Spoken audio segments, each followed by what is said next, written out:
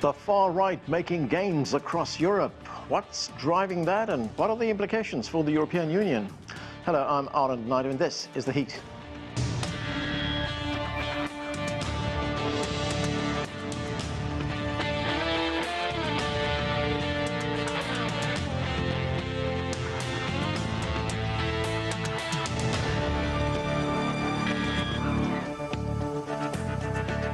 The far-right movement enjoyed more political success across Europe in 2023 as it becomes increasingly more mainstream.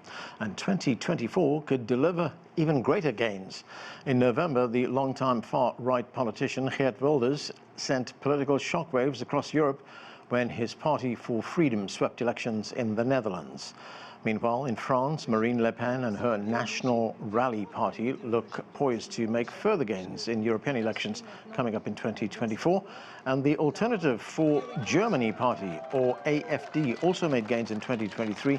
It has an all-time high in the polls. Well, to discuss all of this, joining me now right here in the studio is Klaus Larres. He is a professor of history and international affairs at the University of North Carolina, and he's a fellow at the Wilson Center. From New York, we're joined by Dimitrios Soultogiannis. He is a journalist and correspondent for Star Television Greece. Welcome to both of you. Klaus, let's start right here in the studio. Let's start with the success of Geert Wilders in the Netherlands. He's an anti-Islam populist and wants to become the prime minister. He still has to put together a coalition. His party did get the biggest number of seats in the last election. He also says if he becomes prime minister, he will hold a referendum to test whether the country wants to leave the European Union. Let's listen to some of what he had to say. But a very pleasant result, of course. By far the largest party in the Dutch political establishment. So I'm very proud. At the same time, it comes with a lot of responsibility. People expect our agenda of hope, tougher asylum and immigration policy. So if you look at the European media, they say this is sending shockwaves across the continent. How did he manage to gain so much support, and what does it mean for Europe? Well, it was a shock. You know, no one expected him to win the elections in the Netherlands. He has been trying to get into power for the last 20 years, always with the same slogans, anti-Islamist, very nationalistic, anti-European. And now the Dutch voters actually voted for him to a large extent. And that can be explained largely by one topic, and that is immigration. There's a lot of resentment against foreigners, as they claim, are flooding the small Netherlands. And indeed, there have been many people who are seeking political asylum in the Netherlands. And the Netherlands is a small country, both in territorially, but also population-wise. So many countries, many people feel overwhelmed. And I think that really explains his victory. But as you rightly said, he needs a coalition. He cannot govern by himself. So the prospect of he actually becoming prime minister are still kind of remote. Has this been a very sudden shift in public opinion, or has this been growing for some time? No, that has been growing for some time. The main parties, mainstream parties, may have overlooked that. They may have put their head in the sand, trying to ignore that. But, you know, it has been coming for quite some time. I would say since 2015, 2016, when many Syrian refugees in particular came to Europe, particularly to Germany, but also to other countries like the Netherlands, and a million refugees came during that time, and that shocked the population of Europe. Nabila, great to see you again. Let's talk about France. The far right is also gaining significant ground in France. Marine Le Pen's National Rally Party now holds about 90 seats in the National Assembly. She says, and she was talking about Wilders' victory in the Netherlands, and she says Wilders' victory is yet another victory for nationalism in Europe. But if we look at France, what's driving the shift to the right there? Well, I think one important aspect that one needs to bear in mind is that the collapse of the centre-right really is one of the biggest stories in post-war France. And that has effectively allowed the rise of the far-right, because centre-right politicians who are still known as Gaullists, named after General Charles de Gaulle, France's wartime leader, and the architect of the current Fifth Republic. I mean, all right-wing leaders have longed to be called Gaullist because the term encompasses all the values that conservatives believe in, from Christian morality to patriotism. But what has happened in recent years, however, is that the Gaullists have been mired in sleaze scandals, and two recent Gaullist presidents, Nicolas Sarkozy and indeed the late Jacques Chirac, became convicted criminals because of their corruption. And the Gaullists are now called the Republicans, which shows how they try to associate themselves with all that is good with the French Republic, but they are really struggling. And the far right has done extremely well out of this collapse of the center, and French voters increasingly look to extremists for solutions to their problems. So when conservative politicians are in court for corruption, the far right can appear a lot more respectable. And this is especially so when centrist politicians such as Emmanuel Macron start to push their own agenda further and further to the right, especially over issues such as immigration. And the current presidential system of government would allow a far-right president to take advantage of France, to take advantage of the system, to take charge of France, to become head of state, if you like, in France, without a parliamentary majority. And that's pretty frightening for all kinds of reasons. So, Nabila, would it be fair to say then it's primarily the immigration issue that's driving this shift to the right? Yes, absolutely. Marine Le Pen, who is the current leader of the far-right National Rally, formerly known as the National Front, has in fact just claimed what she called an ideological victory after forcing, just last night, Macron to accept hard-right amendments in his new immigration legislative program.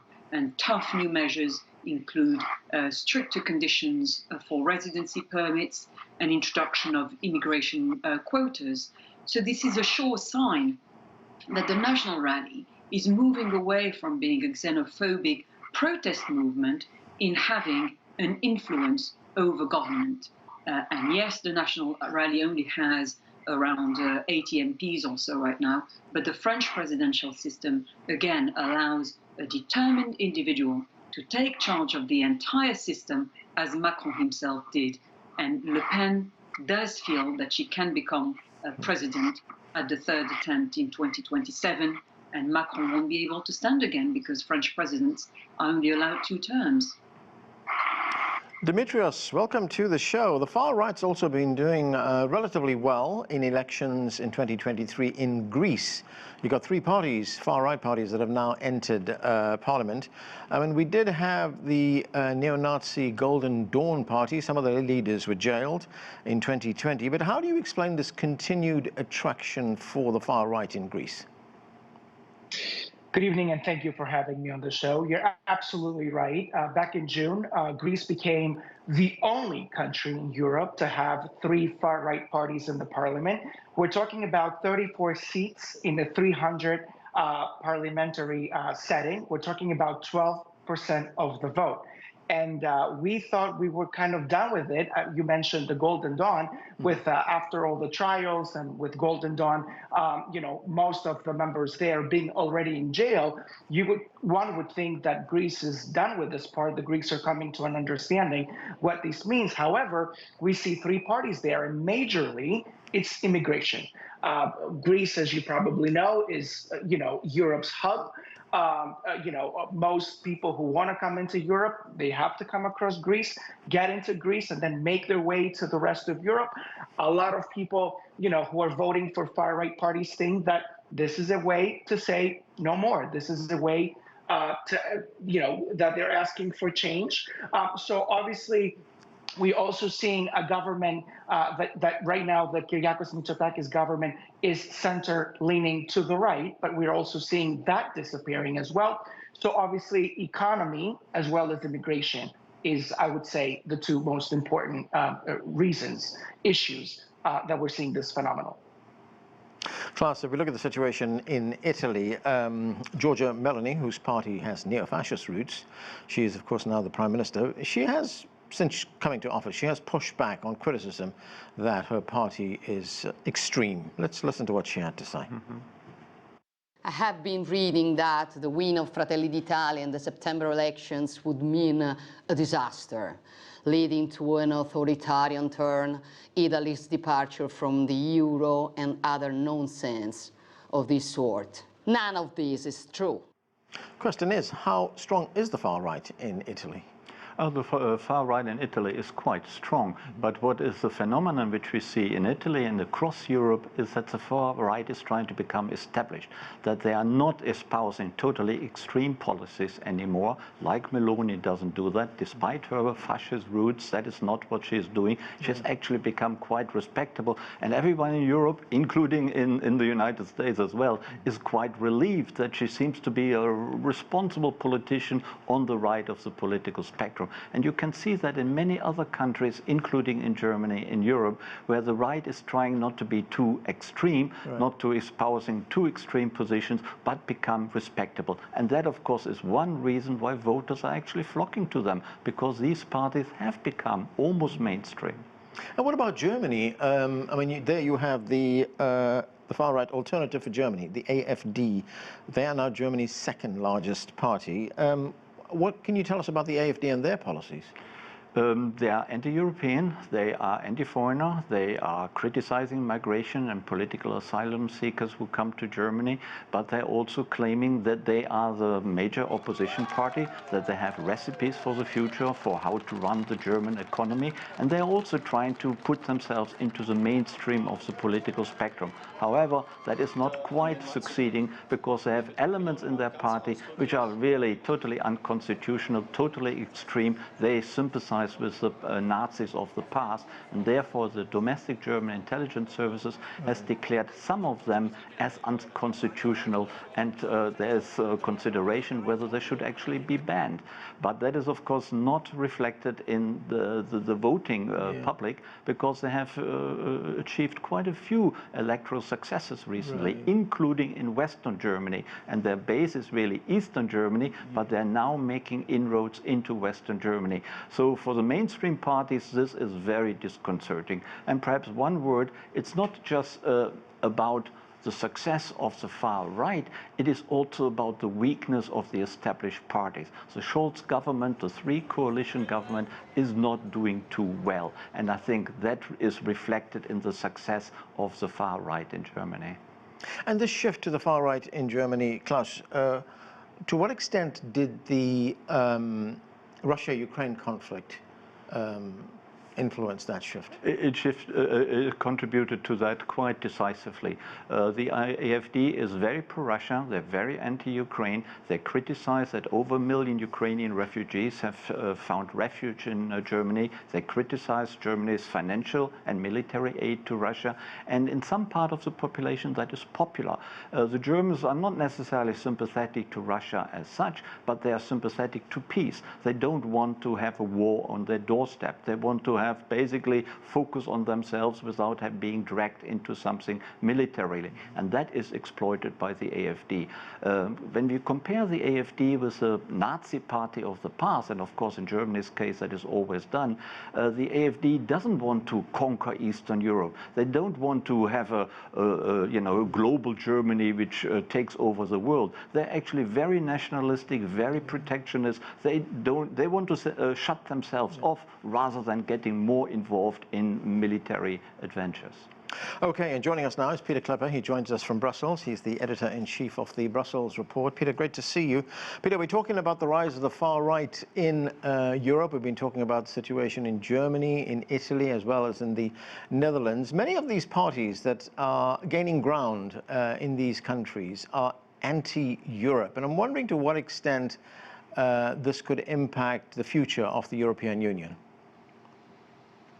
Well, indeed, I think you see that these parties are typically critical of, the Brussels policy level. They don't want greater transfers of powers to the European Union, and also when it comes to policies like, for example, mandatory relocation of migrants, these parties would indeed be hostile.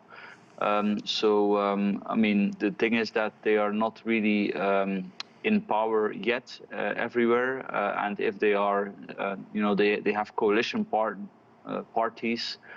So of course, in practice, often a lot of that is a lot more, let's say, moderate in the end than what some people would expect from the beginning.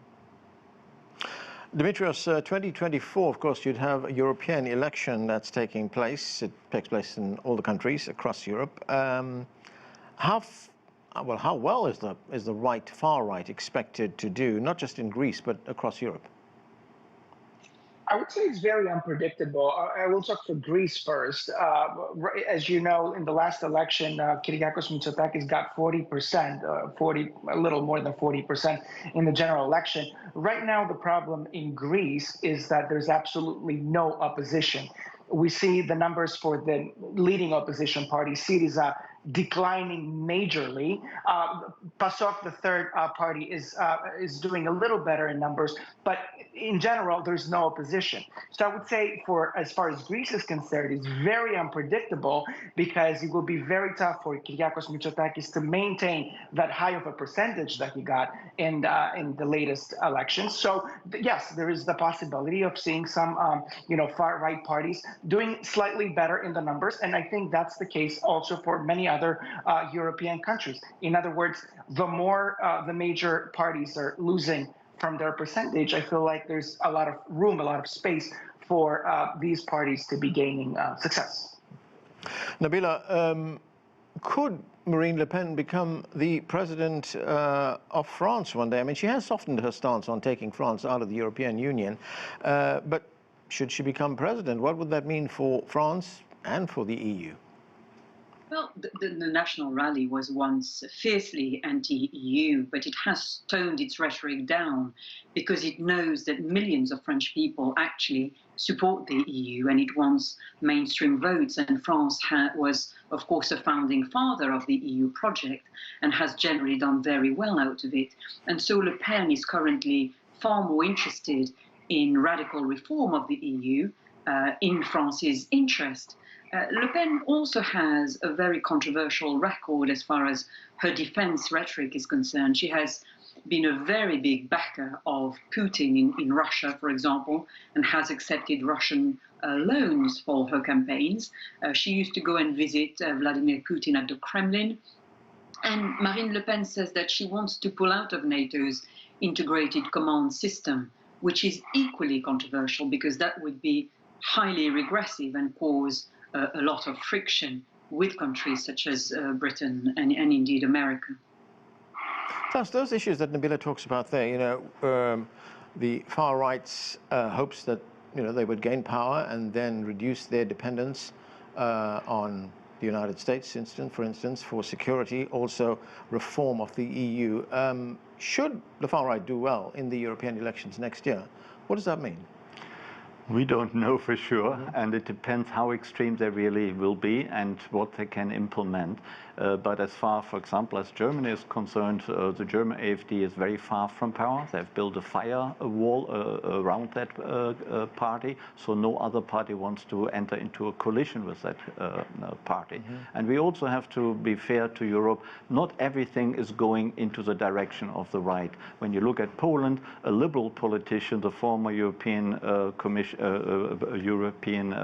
politician Tusk is now Polish Prime Minister. So I think, you know, there is still some reason for hope that not everything is going the way of the right-wing parties. It really depends on the development of the situation and what the existing liberal governments do to tackle the problems they are faced with, both economic problems, migration problems, and energy and living cost problems. All that, I think, plays an enormous role. We also should remember many people vote for the right-wing parties out of protest. It is a protest vote still. Once it comes to the actual election and they have to make their little cross in the election box, will they still go for the right? And I think some will, of course, but some others will have second thoughts. And I think that is the hope in Germany, and that is also the hope in many other European countries. Whether that hope is justified, well, we will find out. Yeah. What are your thoughts on the point that Nabila raised a moment ago on perhaps how this could impact NATO? In the end, I don't think so. I think it is a big step for any country being led by a right-wing government or a liberal government to leave NATO, to leave the European Union. We have the example of the UK, which did leave the European Union. What a disaster that was. And all the other countries, for example, take Hungary, they are dependent on money from the European Union. They're also dependent on security from NATO. Are they going to take that step and really leave these organizations which have been proven to be very beneficial to their countries? That is rhetoric. They will shout their propaganda slogans out against Europe, against NATO, but in the end, I don't think they will actually vote to leave these two organizations. Pieter Cleppe, if the Russia-Ukraine conflict continues for the next few months, what impact will that have on domestic politics in the European Union? Well, you could already see that Ukraine was becoming more and more of a factor splitting, European governments. At the last EU summit, it was not just the Hungarian Prime Minister Orban, but also the new leader of Slovakia that was taking, you could say, some kind of a pro-Russian position, or at least obstructive to the Western plan to try to help the Ukrainians defend themselves. So I think also if you look at national debates in France, in the Netherlands, you see that the right is also more wary of, I mean, they're not necessarily pro-Putin, but they're more wary of sort of intervening in that conflict. They don't believe it's the right path to take. So yeah, the conflict is playing a big role, and it's sort of being a roller coaster. Ukraine was doing well, and then Putin was on the defensive with Wagner marching to Moscow until now in fall the Ukrainian offensive seems to have failed, and Russia is doing rather well according to most analysts. And then of course the situation in the United States will also have an effect on all of that. So indeed, I think the war, we should not underestimate the importance of that for the debate at the European level and at the national level. Dimitrios, of course, there is another big conflict taking place right now. It's Israel's assault on Gaza. That is having an impact in Europe as well as other parts of the world as well. But there is rising anti-Semitism in Europe as well. I mean, we should note that Israel considers any criticism of the country and its policies to be anti-Semitic. Europe has been a strong supporter of Israel, but how could it impact, say, a country like Greece?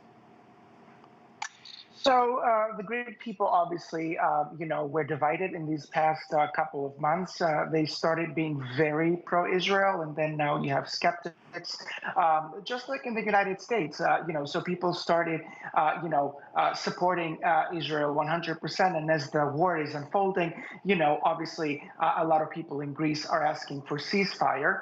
And let's not forget that, also a great ally of the United States, like Greece, is also following the American lead. So also, a lot of politicians in Greece and obviously the general public are also waiting to see how Joe Biden is gonna, what he's going to say in the days and months moving forward with this conflict. So I really do believe that it's starting to change. So the general opinion is not what it was when the war first started, but everybody's still very worried, and especially for Greece, this is something you're seeing in your pocket, in the economy, in the day-to-day life. The war obviously is affecting the everyday life. So obviously the Greek people, like a lot of European countries, want to see a ceasefire sooner rather than later.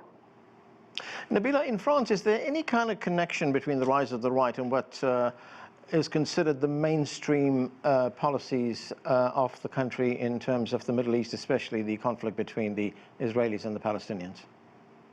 Well, France is home to the largest Muslim community in Western Europe.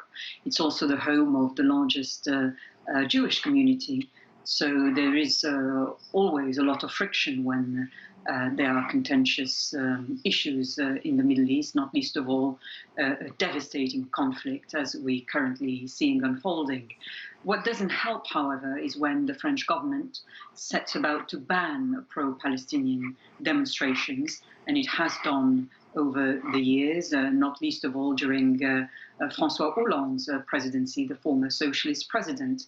And so France's foreign policy seems to have shifted from a traditionally pro-Arab position to a more pro-Israel position, unconditionally supporting Israel in this conflict.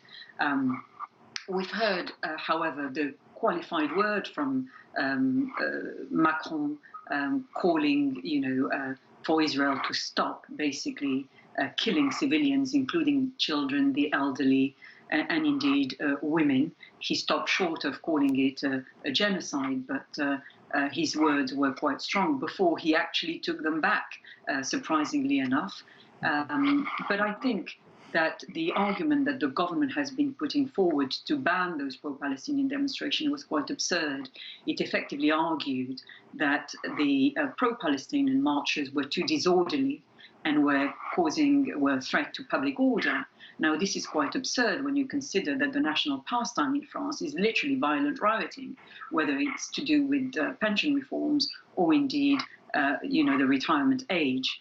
And we all have in mind the legacy of leaders such as former presidents such as Jacques Chirac, who firstly opposed the war in Iraq, or indeed his prime minister Dominique de Villepin, and Macron is firmly, stands in sharp contrast to that position. Klaus, I've just got a minute left. There's been quite a debate that's been going on in Europe as well as here in the United States on the quality of leadership in Europe. People talk about Emmanuel Macron, people talk about Olaf Scholz and say that there's been a failure of leadership in Europe. Is that justified? I think it is, to some extent at least. Macron is not doing a bad job as a European politician. He's much less popular domestically. There have been lots of uprisings, demonstrations against social and economic policies. Olaf Scholz, I think, is doing a reasonable job under difficult circumstances, but he's not a communicator. He can't bring across what he's actually doing, and he creates, in the countries, there's a feeling of instability. And the wars we just talked about, that of course adds to that. Rising living costs, migration, economic problems, budget crisis, you just name it, and Olaf Scholz is not seen as having an awful lot of charisma to deal with that. Yeah, host of issues there. Indeed. Okay, that is where we have to leave it. Thank you to all of you for being with us. I'm Arnold Lydie. That's the latest edition of The Heat.